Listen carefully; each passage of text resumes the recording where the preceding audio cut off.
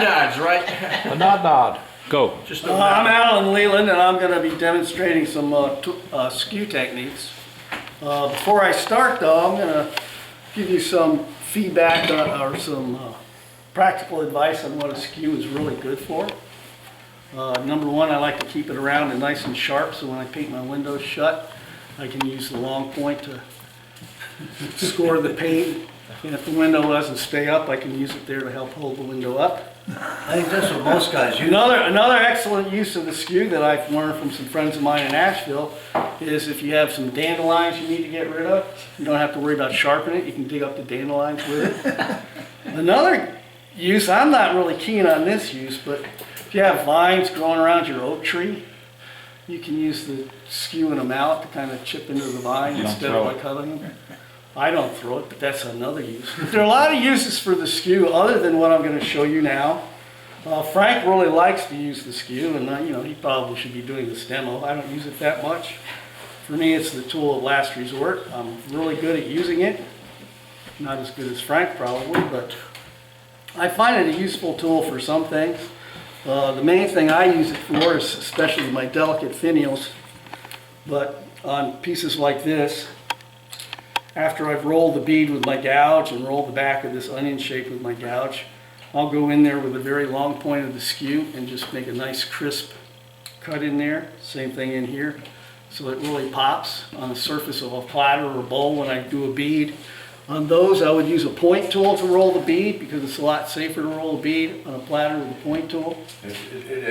What you're telling me, I just told Earl this morning, if he wants a nice sharp, crisp thing, Yeah. that's exactly what I was talking about to Earl. But I'll go in and I'll cut in where that line meets the rim of the platter and just give that nice crisp little slide in there. Sometimes after I've sanded, the sand dust gets in there a little bit, or the sandpaper's kind of ruined your nice fine line. I'll come back with the skew and just clean it out a little bit. So that's mostly what I use the skew for. Oh yeah, and then your classic V cuts. I usually use the skew for that before I roll beads. I'll use it for a V cut. In my beginning classes, that's what we do. Instead of using a parting tool to part between the beads to give you clearance, we'll go ahead and use the skew for a V cut. Would you hold the skew in there and just show what you mean? Yeah, I would just go in with the skew about like that and do a V cut. And that's mostly what I use it for, because everything else I can do a lot better with my gouge. Now, my mentor is Alan Batty and his son Stuart Batty. Alan's been adamant that you need to learn how to use the skew. Stuart says, nah, skew's only got 2 good cuts. You don't really need to learn how to use the skew. So, it's up to you. In Windsor Chair World... Everything Alan said anyhow, pretty much, didn't Yeah, they pretty much cancel each other out for fun. Doing Windsor chairs, that's what really got me started turning, and this is an arm for a Windsor chair. With those, you're turning semi-green wood. You're using maple for the legs, and you want it not dry but not sopping wet. And with that, if you're good with the skew, you don't have to sand it all. And actually, Windsor chairs leave a lot of the tool marks anyway. But I like all my stuff to be gallery quality, so I sand my legs. So it really doesn't matter if I use the skew or the roughing gouge. And so what I'll do is, I don't like to turn a blank to a cylinder with a skew because it tends to peel the fibers off and it can dig in too deep. I'd much rather use my spindle roughing gouge. And this is for spindle work only when the grain of the tree is parallel to the bed of the lathe. This tool is designed to hog this wood out fast and efficiently. So I'm going to rough this thing to a cylinder with this tool first. I've got the lathe set at high speed. I guess you got to turn it. Yeah, these little buttons. I'm not used to these newfangled one-ways where you have 2 on switches. You're going to get it up to turning speed. I like to turn as fast as I can. Generally, this thing's about 2 inches in diameter, so I can run up to 3,000 RPMs and still be safe if I want. The lathe doesn't like it that fast. I was going to say. I'm going to drop the handle, touch the wheel. And I'm just barely holding on to the tool. The only pressure I have is down on the tool rest. And I'm shifting my weight parallel to the lathe. And this is a time when you really love to have a face shield so you don't need all these shadings. Plus, you should always wear your face shield. Since I don't enunciate clearly, if I had a face shield on, nobody'd understand what I was saying. Watch his body. Watch out No. now. Watch out to hear me. His body's moving to that top. And now I'm beginning to twist my hips so I can point the handle in the direction of cut and get a clean cut. And we're now round. I'm going to turn a smaller version of this so that end's a little bit tapered, so I'll go ahead and just hog that wood out while I'm at it.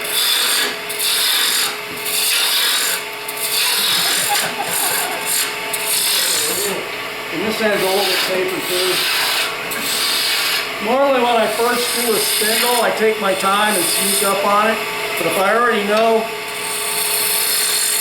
roughly where things are going to be, I'll hog wood out when I can. All right, now there's one thing that's good about this roughing gouge. This is an 1.25 inch roughing gouge. The bottom part of it's like the bottom third of a circle, and then the wings are straight for 1/2 inch, unless you give it to Frank and he'll round them over.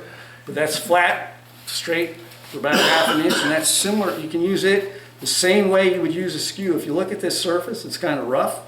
I can lay this blade up here, and unfortunately the camera's on the wrong side, so I'm going to put it on the wrong side of the lathe. I'm going to put it up there with that straight edge at about 45 degrees. And then I'm going to kind of wiggle back and forth and find that sweet spot and do a nice slicing cut. And it's the exact same cut as a skew, but not quite as nice.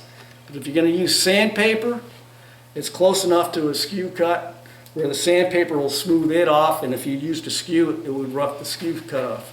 So if you're going to sand it, it doesn't matter whether you use a skew to do this cut or this guy. So I'm going to lay it up there. That edge is about 45 degrees. I touch the heel. Whenever I can, I like to touch the heel first and sneak up on my cut. And then get that nice slicing cut. No pressure into the work at all. I'm just gliding across that surface.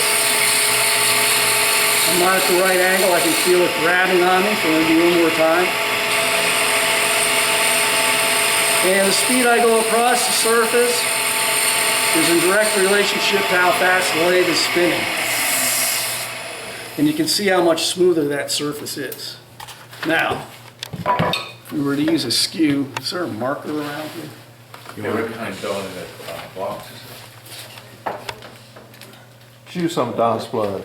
All right, to do that same cut with a skew, the blade's going to be at 45 degrees again, but we want to keep that cut in the bottom half. I usually say the bottom third, because my students generally don't know what half is.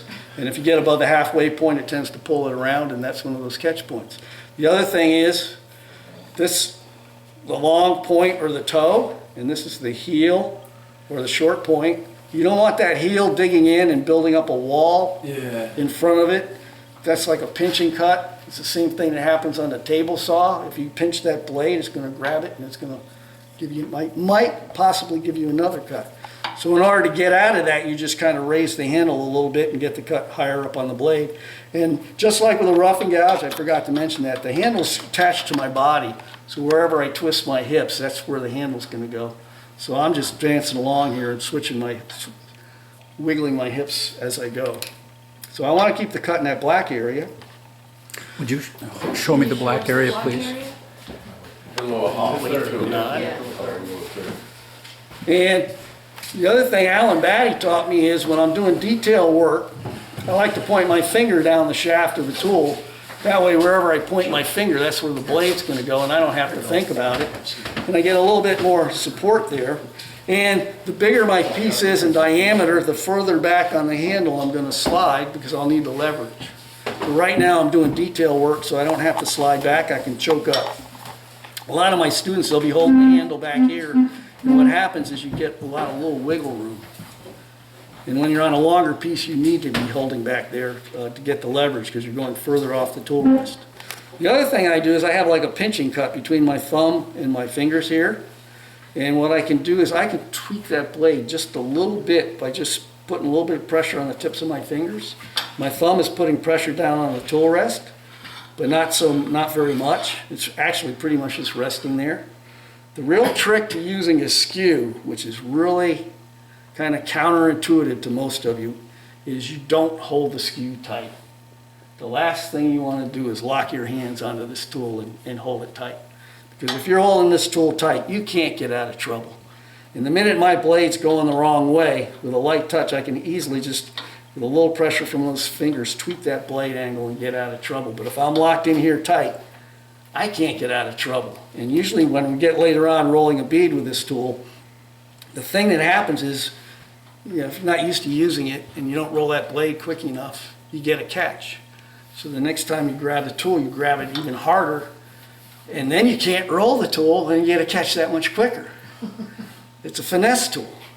So it's like catch-22, right? Yeah, it's a catch-22. And it takes about that many to get the feel for it. So I'm gonna do a peel and cut for part of this. I guess I'll give the skew the advantage. I'll start in an already smooth area.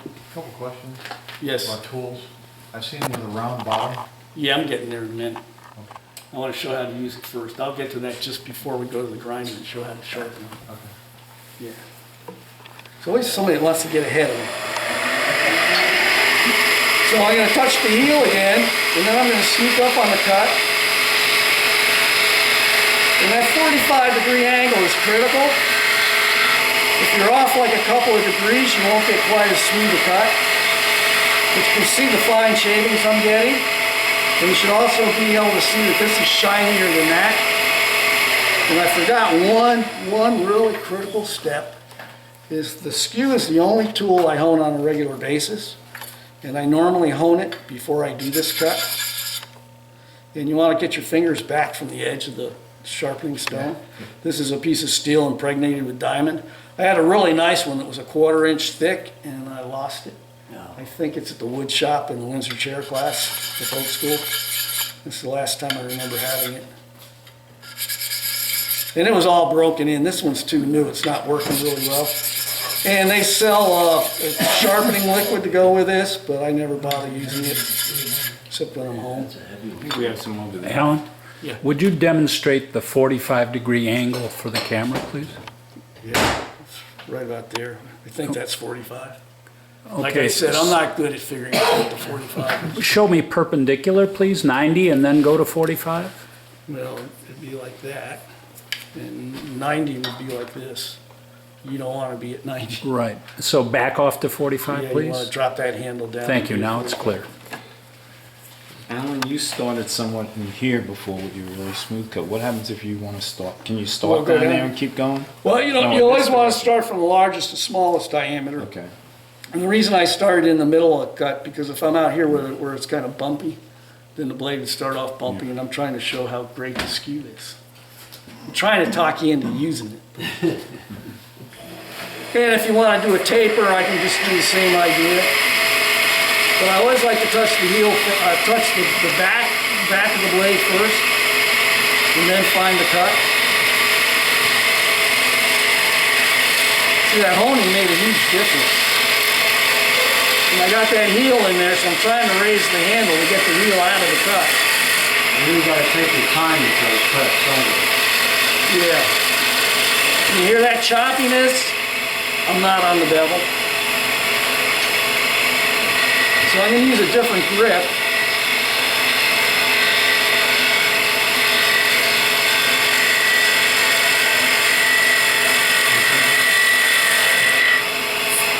But you can see how much smoother that cut is than what I did with the roughing gouge.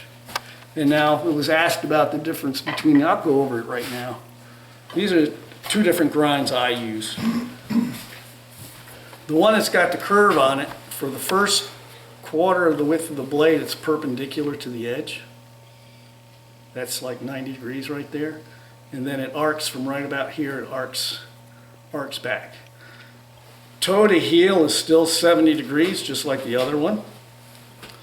And this is a little bit harder to grind, but it's much more useful, and it's a much better grind, I think.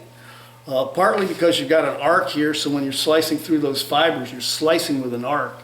So it's like the meat cutter at the deli that just kind of slices through. It's a much more usually friendly cut. The other thing is, oh man, that looks ugly. Good thing it comes off. Ooh, this needs to be honed. the other thing about it is, once you hone it, How do you tell it needs to be honed? I mean, I it's went, pretty I obvious. ran my finger across the top of the bevel, and I felt a burr. Didn't get any blood. I didn't slide across the edge. I went. You felt a burr. I felt a burr, yeah. So this is fresh off the grinder. And like I said, the Skew's the only tool I hone on a regular basis, and every time I use it, I try to remember to hone it, because the sharper it is, the better it is. Now, this is one tool, if you're on blood thinners, you always want to set it down when you talk, so you don't cut yourself. Because you cut yourself with this baby, it's going to bleed like crazy. But, oh yeah, when I'm trying to go for that 45 with a straight cut skew, the handle has to be way over here, which is fine when I'm heading towards the headstock. But I had trouble over here because right now my body is in the way of that 45-degree angle with it. This handle's not at 45 to here, but the handle has to be up here to get the blade at 45. And so I got to get my gut out of the way. Whereas if I use this guy, because it's curved, that handle can be straighter in line, almost perpendicular to the Could you tool. put the slide on the other side of the handle? Well, yeah, you can turn left-handed. Yeah. Yeah, I but was gonna, do you do that? I don't generally do it with the skew because I'm not as used to using it that way. But with this guy, this is about where the handle would be at with the blade at a 45-degree angle. And with this guy, it's gonna have to be way over there. So this one's a lot nicer as far as getting it staying out of the way of your body. Hold them both again and show us, please. This is about where this guy would be, and this is about where that guy would be. So you notice the handle's got to be way further over to the side with the straight edge. And the one that is closer to your body now is the rounded edge. This is the rounded one. And this is the Allen Lacer style.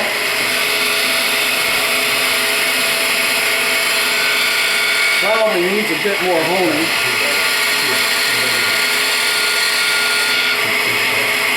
Going this way, it's a lot easier. I didn't have to trip my body up.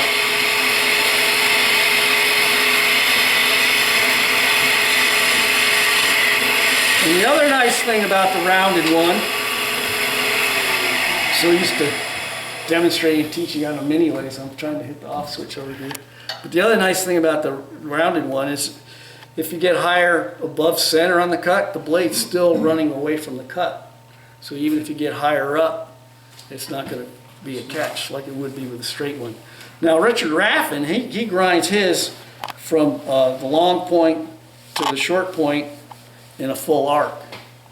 And that's not as useful as this. I have a tenon that's going to be up here. And with this being 90 degrees right here at that edge, I can use it to do a peeling cut.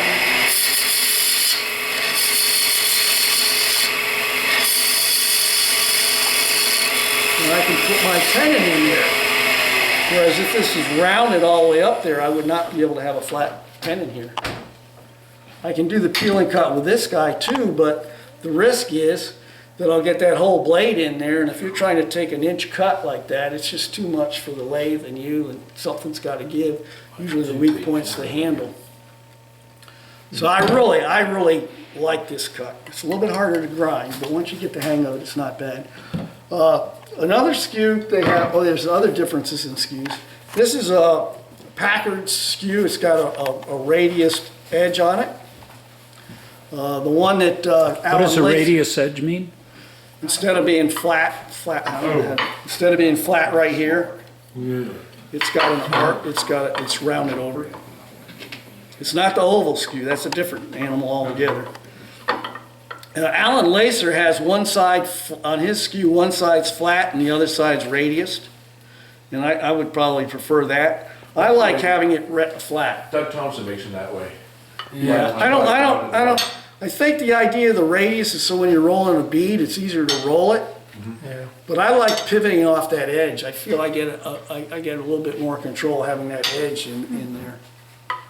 Do I you really don't like soften the it? edge. Yeah, also any tool that I buy brand new, I go ahead and take sandpaper, or I've got one of those belt sander stations. I'll go ahead and round over these edges. If it's not going to be used as a cutting edge ever, I'll round it over so that I don't put nicks in the tool rest like are in this guy.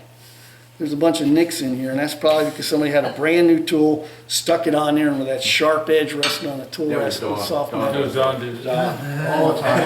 And they're- Hit it with the couch. I don't know if Frank has one. One of those oval skews, Oh, no, I don't use those. Nick Cook skews. Yeah, no. I don't, there's a skew where the sides are ovaled, Yeah. and Nick Cook swears by it, but I don't really understand the advantage. And when we go to sharpen with the oval skew, it'll rock on the flat plate. And I find it harder to sharpen, and I don't really understand the advantage. So, in my book, I would be going with one of these two grinds, and my preferred grind is this arc. Could you use just the arc one? Do you have to have both, straight and the arced? No.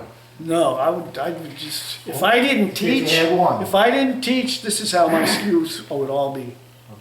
But because I teach, I have to have a straight one around so students know what a skew normally looked like before it got modified. This is my preferred grind. And I have it on half my skews. I have like six sets of And the tools. angle of the point? Oh, yeah, oh, yeah, oh, yeah. Well, I'm gonna get to that when we sharpen, you know, might as well do that when we sharpen. He's only giving me 20 minutes to do this thing, He's so. tough. You're almost out, too. I'm sorry. Well, what we'll do is we won't bother following a pattern, but generally I use a story stick to lay out my pattern. What I'll do is I'll just show you how I roll a bead with a skew. And so we'll just kind of put some marks. Alan, what did Alan Batty not like that? Why do you like to straighten it? He's the whole time, I don't think he ever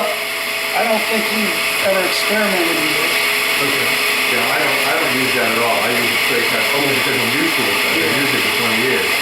So I'm comfortable. That's what Alan taught you. Yeah. Yeah. But there's nothing. And Alan's old school, But what Alan and said this is an American, invention. And Alan Lacer's doesn't really claim that he created it. Like Frank and I, when we go travel, we go into other people's shops and look at what they're doing and pick up new ideas. And Alan Lacer went to a lot of production shops, architectural turning shops where they do balusters and newel posts. And he noticed that a lot of the guys were using this grind, particularly because you can put your tenon in, and you have that nice arced blade that does a nice slicing cut. So it's really preferred. What I'm going to do is a V cut in here, and then I'll show you how to roll a bead. And I think I might make it a little bit wider than I'm going to do. When you're doing a V cut, the trick is, the only thing you got to do with this tool is drop the handle, touch the toe to the wood, and then lift it straight up.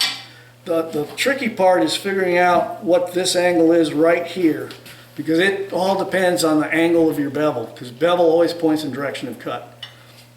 The first cut doesn't really matter because you can only go in a 1/16 of an inch. I don't care how hard you try. All you're going to do if you try real hard is burn the tip of my tool like my student did with this guy. See, it's a wedge. So drop the handle, touch the wood, and lift it straight up. The reason it kicked over on me is I had the other thing is, the reason it kicked over to the side on me is I did not have the side of the tool perpendicular to the tool rest. It should be perpendicular. And that would be called 12 o'clock. In reality, I'm like 1 minute after 12. And then when I'm on the other side, I'm 1 minute before 12. But I tell my students straight up and down because they'll go ahead and put it over there at 2 o'clock and then a dead meat. So straight up and down, drop the handle. And unlike Frank, you want to take a thin cut. If you take a little thin sliver, I'm going to switch tools. This one's not sharp. If you take a thin sliver, you don't have to do any work at all. Now I felt it kick off. And when it kicks off, that means my handle's too far over towards the tailstock. So I need to bring it in a little bit. Perfect. So I got to remember that angle. You're going straight down all the cuts. You're going straight down 12 o'clock. Yeah, all the cuts. I'm just going straight down at 12 o'clock all the way. The only movement is lifting the handle. Lifting the handle and feeding the tool into the work. That's the only movement. If you add any other movement in there, you're going to get in trouble. Simplest cut we do. But because it's so simple, it's the hardest one I've ever done or ever taught. So over there, I've got the right angle here, so that's perfect. But usually you want to go down symmetrically. You want to do one side and then the other. And if your bevels are different, your angle's going to be different. And I'm not pushing it into the work. I'm just sliding it in. And I got kicked off on that one, so it's too far over that way. And then I'll do one more. Make my life easier. And then I'm going down, a bead is a half a circle. So the depth I'm taking this little hole in here is just a hair shy of what my finished cut's going to be. So that these beads will be a half a circle. Now, the easiest way to do it is to use the long point. And before you start, you need a center line. So I'm measuring very accurately for the center. And a little bit off, I just make a fatter line. Just like with a spindle gouge, I'm going to start at this outer edge. And I'm going to knock off that corner. Essentially, I'm kind of turning it to an octagon. This is a tricky cut because you have to start with the blade kind of down at an angle. I'm only cutting with the very tip. You see any powder getting up on the blade, you better hurry up and straighten it up. That's your early warning sign that it's going to flatten out. So I'm only cutting with the tip. And I don't know if I kind of described. I'm going to go in and I'm going to roll. I'm going to bring that handle from over here, pointing in that direction. When I end up, it's going to be almost perpendicular to the lathe. And as I do that, I'm brazing that, I'm picking the blade up and bringing the handle around, and I'm feeding it in at the same time. Are you also raising the hand? Yeah, the handle's got to come up. Raising the handle as I come around. It's starting pointing up into the cut, just like a spindle gouge, and when I finish up, it's going to be horizontal to the floor almost. And you want the height of the tool rest so that when that tip goes down in there, it's hitting dead center on the wood. So I raise the lathe a little bit. So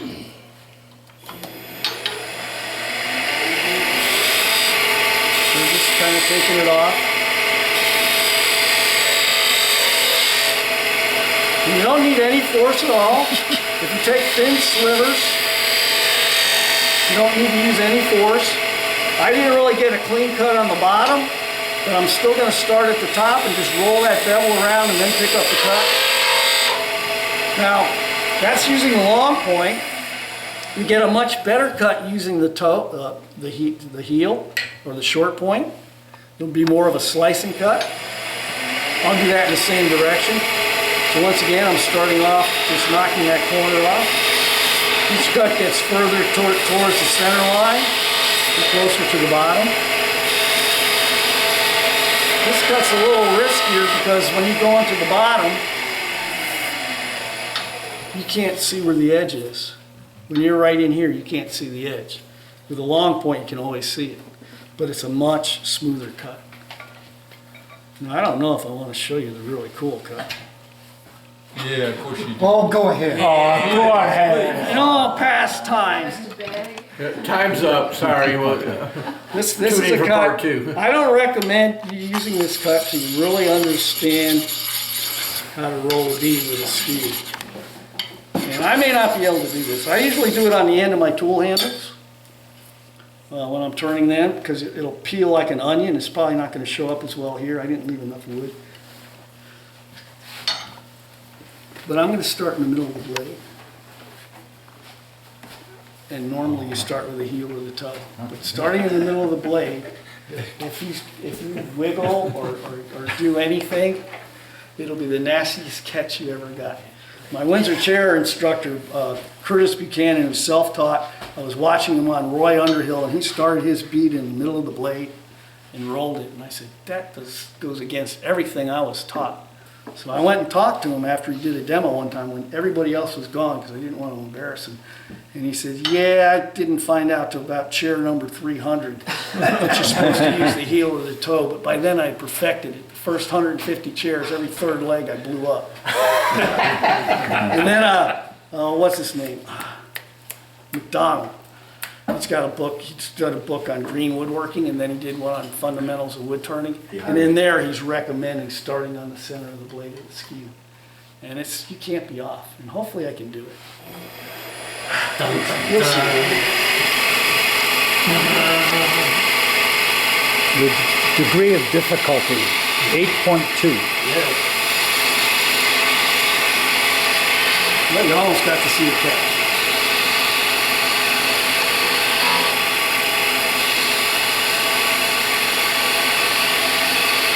If you get more of a slicing cut, I got a little bump right in there I was trying to get rid of. But if you do it on the end grain, out here maybe I can do it. I really miss my robust tool rests. I can get so much closer, I'm so used to them. I guess that's gonna work. Normally I don't like to lock my finger in the pole. Wait a minute, get these guys. This will be my last cut because I think I've covered all the skew cuts unless Frank can think of one I skipped.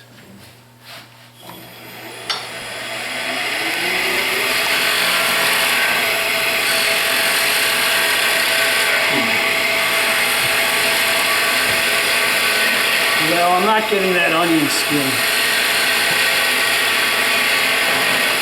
But still. Everybody but the Russian judge gave you 9s on that. But you get a really nice cut, and you would not want, it's so good you would not want to touch it with sandpaper. Yeah, that's right. But this tool still needs more honing because I can still feel a burr on it, and I didn't want to waste too much time honing it. Say goodnight, Alan. Good night.